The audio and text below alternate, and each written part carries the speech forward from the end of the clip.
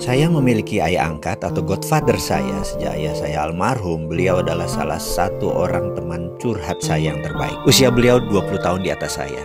Beliau asli Bali dan kami atau saya memiliki panggilan akrab kepada dirinya yaitu Babe. Di usianya yang kepala 7 masih aktif berbisnis. Prestasi beliau sebagai salah satu orang kaya Bali, asetnya 12 digit. Namun humble-nya itu loh yang saya nggak nahan. Benar-benar rendah hati. Anda tidak akan pernah tahu beliau itu seberapa kayanya. Kalau melihat sekilas biasa saja. Namun begitu dia berbicara, begitu dia bergerak, kedalaman pengalaman hidupnya membangun bisnis dalam hikmah kesehariannya sangat terasa sekali kebijaksanaan. Raut wajahnya adalah goresan panjang perjalanan hidupnya yang penuh warna. Gerak tubuhnya, pemilihan kata-katanya, semua menunjukkan been there dan pernah melakukan itu dan pernah berada di sana. Saya teringat 10 tahun yang lalu ketika saya merasa lelah mengelola kehidupan, termasuk mengelola bisnis. Turun naiknya bisnis seperti naik roller coaster, terkadang di atas dengan aset besar, mobil berbaris kinclong. Tak lama kemudian semua hilang, bahkan berhutang. Lalu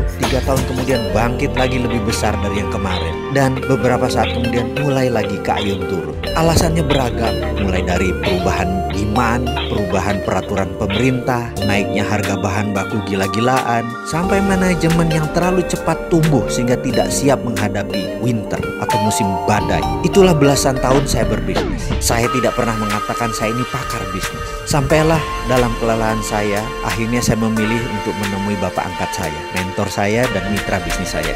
Kantornya cukup tua, sudah lebih dari 30 tahun, namun asri. Di belakangnya ada taman yang sering dia pakai untuk rokokan atau jagongan, ngobrol-ngobrol ringan di sore hari. Memiliki luas 4.000 meter di tengah Kebayoran Baru dan hanya berjarak 500 meter dari SCBD, Central Business District. Yang saya tahu bayar pajak PBB-nya mahal sekali. Setiap tahun dia membayar sekitar 1 mobil Innova hanya untuk bayar PBB. Tapi dia tidak bayar, itu yang lebih penting. Saya pun sore itu duduk di samping beliau di meja kayu panjang di taman tersebut dan bertanya, "B, apa resep untuk sukses?" Ternyata dia diam saja, hanya menatap mata saya lalu menyedot rokok favorit. Mendapat respon begitu, saya tanya ulang lagi, "B, apa resep sukses?" Kali ini dia tidak melihat saya, namun tetap merokok, menghisap sangat dalam.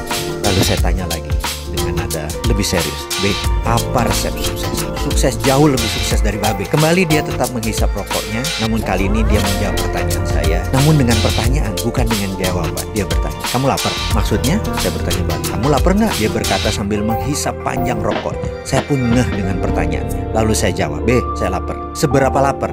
Bertanya lagi. "Sangat lapar, pakai banget." Kemudian dia bertanya balik, "Betul, kamu lapar, pakai banget?" "Iya," saya jawab cepat. Lalu dia berkata, "Kalau kamu lapar banget, sangat lapar, maka kamu tidak perlu penjelasan. Kamu nggak perlu ilmu, kamu nggak perlu saya. Kamu pasti tahu cara cari makan. Bahkan di agama kamu yang Islam itu, kamu diajarkan lapar, menahannya, dan bermain dengan lapar. Itu hikmahnya dalam. Jadi kalau kamu benar-benar lapar, sangat lapar seperti saya dulu, kamu pasti tahu jalan untuk cari makan." Lalu dia terdiam. Saya pun terdiam panjang dengan perkataannya. Rupanya kenyang itu membuat manusia berhenti bergerak. Sementara kalau lapar, mendadak kita menjadi manusia yang tidak terhingga. Infinite being. Stay hungry, stay foolish. Ini mungkin salah satu hikmah.